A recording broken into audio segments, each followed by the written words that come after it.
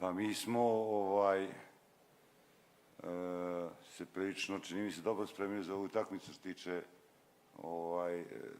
spremanja utakmice i nisam ja vidio neku nervozu u prvih 10 minuta. Mi smo počeli onako kako smo željeli, stvarno. Možda smo mogli da imamo negdje odbrana, neke jednu ili dvije odbrane više. Primili smo možda par nekih jeftinih, imali smo neki overhelp tamo 2-3 puta, smo pomogli sa Kuzminkasa, više nego što je treba, primili smo te dvije trojke.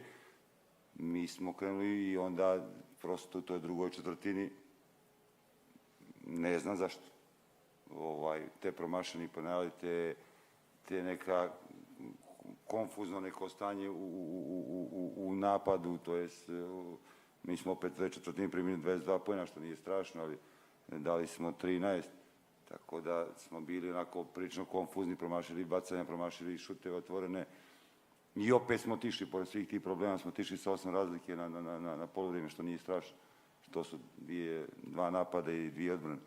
Međutim, opet kažem, tu na 10 razlike za Litvaniju smo imali, ja mislim da smo imali 5 odbrana za redom, 2 promašena lejapa i 3 otvorena šuta za 3, tako da smo pola dali, opet bi bili tu negdje. Ovako, kažem, mnogo je dobro i iskusna reprezentacija Litvanije da takve stvari ne kazni.